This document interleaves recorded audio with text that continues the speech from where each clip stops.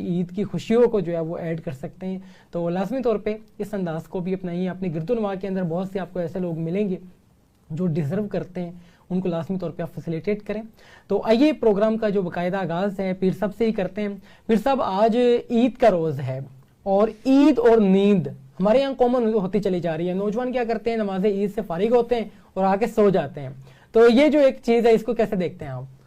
بالکل کبیر صاحب, آج کا نوجوان بالکل ایسا ہی کہ رمضان ختم ہوتے ہی جیسے وہ کوئی قید سے آزاد ہو گیا ہے اور فوراً مطلب کہ اس طرح کی مختلف قسم کی چیزیں کھا کے اور پھر سارے دن وہ سوتے رہتے ہیں. نہ پھر وہ ظہر کا نماز, عصر, مغرب, کہ بھئی یہ اس کا یہ مقصد نہیں کہ بھی صرف آپ مسلمان تھے صرف اس کے لیے رمضان میں. ابھی آپ کی عید کی نمازیں جو ہے باجماعت پڑھنا یا نماز عید کے بعد جو ہے لوگوں سے ملنا یہ بہت ضروری ہے. دیکھیں ابھی ایک گھر میں اگر ایک نوجوان دو نوجوان سو رہے ہیں, ان کے والدین کے پاس کوئی مہمان آتے ہیں, رشتہ دار آتے ہیں, تو وہ والد خود اپنے ہاتھ سے ان کو کوئی چائے پیش کرتا ہے, کوئی مٹھائی, کوئی جوس وغیرہ, اور اس کا نوجوان بیٹا گھر میں سو رہا ہے, تو یہ ایک بہت غلط رسم ہے, بہت غلط طریقہ ہے. ایسا نہیں کرنا چاہیے.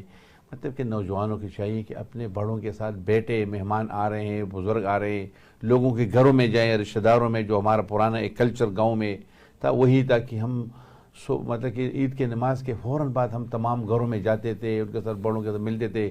جو بیمار تھے بیماروں کے ساتھ بیٹھنا یہ بہت ضروری ہے. اور اگر یہ نوجوان اپنے والدین کے ساتھ, بڑوں کے ساتھ گھروں میں جائیں, رشتہ داروں سے ملے, بزرگوں سے ملے, اساتذہ سے ملے, تو ان کی زندگی میں ایک اچھا قسم کے ایک مثبت تبدیلی آئے گی اور ایک خوشی محسوس ہوگی اور رہنے سہنے کا, اٹھنے بیٹھنے کے طریقے سیکھتے ہیں.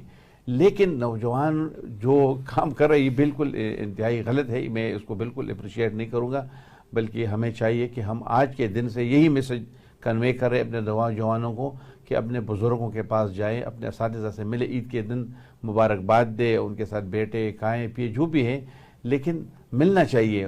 سونا جو ہے نا وہ تو کوئی بات نہیں کہ آپ پورے رمضان میں اپنے عبادت کی, تراویح کی, سحری کی, آپ کی نیند میں کمی آئی ہے تو ایک مقصد کے لیے کمی آئی, تو بھی ابھی آپ کا یہ نہیں کہ آپ نے پھر عید کے دن نماز پڑھنے کی سے ملے, یہ بہت غلط ہے. بہت پیاری آپ نے بات کی اور بڑی دلچسپ آپ نے بات کی کہ یہ جو دن ہے یقیناً پرمسرت دن ہوا کرتا ہے اور آپ کے چہرے کے اوپر مسکراہٹ بھی ہوتی ہے اور انسان بڑا اچھا فیل کر رہا ہوتا ہے کہ یہ جو عید ہے یہ رمضان کے 30 روزے گزارنے کے بعد تشریف لاتی ہے اور بہت خوشیاں اپنے ساتھ لاتی ہیں. اور بہت سے لوگ جو ڈفرینٹ سٹیز کے اندر جاب کرتے نظر آتے ہیں وہ بھی اپنی فیملیز کے ہاں عید منانے کے لیے آتے ہیں اور بڑا خوشگوار ایک انداز ہوا کرتا ہے. گھر کے اندر مزے کے پکوان بھی چل رہے ہوتے ہیں اور تمام ہی لوگ گھر میں موجود ہوتے ہیں, دور دراز سے لوگ بھی آپ کے گھر میں تشریف لا رہے ہوتے ہیں. تو بڑا ایک مزے برے انداز کے اندر ہم اس چیز کو گزار سکتے ہیں. تو آئیے مفتی صاحب کی طرف بڑھتے ہیں. مفتی صاحب, میں آپ سے ہی جاننا چاہوں گا عید کا تصور اسلام میں کیا ہے؟ بسم اللہ الرحمن الرحیم. ہاں, عید کا دن ایک خوشی کا دن ہے. آپ صلی اللہ علیہ وسلم جب مکہ سے مدینہ میں تشریف لے کر آئے ہجرت کر کر, تو دیکھا کہ وہاں کے لوگ سال میں 2 خوشی کے دن مناتے ہیں. جی. تو آپ صلی اللہ علیہ وسلم نے صحابہ سے پوچھا کہ یہ خوشی کے تہوار ہیں, تو وہ کہنے لگے یا رسول اللہ ہم زمانہ جاہلیت سے یہ 2 دن سال میں خوشی کے مناتے. تو اللہ تعالیٰ نے آپ صلی اللہ علیہ وسلم سے حکم فرمایا کہ آپ کو اب 2 دن دیے جائیں گے, وہ ایک اسلامی اعتبار سے خوشی کے دن ہوں گے. تو لہٰذا یہ اللہ نے ہمیں خوش رہنے کا اور یہ خوشی کا دن دیا ہے, تو لہٰذا ہمیں خوشیاں بانٹنا چاہیے, محبت. اور بلکہ آپ صلی اللہ علیہ وسلم کی ایک حدیث ہے کہ للصائم فرحتان, کہ روزہ دار کے لیے 2 اللہ ان کو خوشیاں دیتے ہیں. فرحت عند افطارہ, ایک تو ان کو خوشی ہوتی ہے کہ جب وہ عید الفطر ادا کرتے ہیں, کہ جیسے اچھا لگتا ہے, اچھے کپڑے پہنے ہوتے ہیں, سارے مسکرا رہے ہوتے ہیں جیسے آپ نے ابھی فرمایا. اور دوسری خوشی روزہ داروں کے لیے وفرحۃ حین یلقى ربہ, کہ جب یہ روزہ دار اپنے رب سے ملاقات کرے گا. اللہ اکبر. تو اللہ تعالیٰ روزہ دار کو 2 خوشیاں دیتے ہیں, عید الفطر کی اور جب اللہ سے ملاقات کرے گا. بہت پیاری آپ نے بات کی کہ عید الفطر یقیناً اسلام نے اگر ہمیں دی ہے تو ہم اس کو اچھے انداز کے اندر گزاریں. تو میں جاننا چاہوں گا کہ عید کی نماز کی تیاریوں میں بہت زیادہ لوگ جو ہے وہ بہت اچھے انداز کے اندر تیار ہو رہے ہوتے ہیں اور صبح سے نماز فجر کے فوراً بعد ہی سے بہت سے جو نوجوان ہیں وہ اٹھ جاتے ہیں اور بڑا ایک اچھا انداز لگتا ہے اور بڑی ویل ڈریس ہو کر پرفیوم لگا کر اور اچھی ڈریسنگ کے ساتھ جو ہے وہ مساجد کا رخ کر رہے ہوتے ہیں. تو آج آپ نے ایکسپیرینس بھی کیا ان تمام تر چیزوں کو.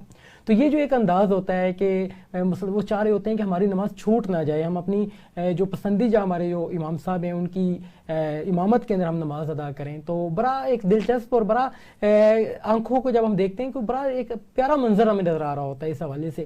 تو یہ جو ایک انداز آپ دیکھتے ہیں اس چیز کو دیکھ کے کیسا لگتا ہے آپ کو؟ ہاں بالکل خوشی کا دن ہے اور ایک جنت کا سما نظر آتا ہے کہ سب خوبصورت کپڑے پہنے ہوتے ہیں, مسکرا رہے ہوتے ہیں, اور جنت میں بھی یہی کیفیت احادیث پاک میں ملتی ہے. اور عید کے دن کے بارے میں حکم یہ ہے کہ جب فجر کی نماز پڑھیں تو اس دن آپ صلی اللہ علیہ وسلم کی سنت یہ ہوتی تھی کہ اشراق نہیں پڑھتے تھے عید الفطر, اور عید کی تیاری میں لگ جاتے تھے. اور آپ صلی اللہ علیہ وسلم کی سنت یہ ہے کہ یا تو نیا کپڑا پہنتے تھے یا پھر عمدہ صاف اچھا کپڑا پہنتے تھے.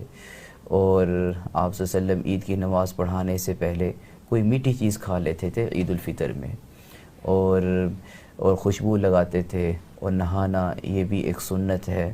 اور پھر آپ صلی اللہ علیہ وسلم کی عادت شریفہ یہ ہے کہ جب آپ علیہ السلام تشریف لاتے تھے تو پیدل آتے تھے اور وہ تلبیہ پڑھتے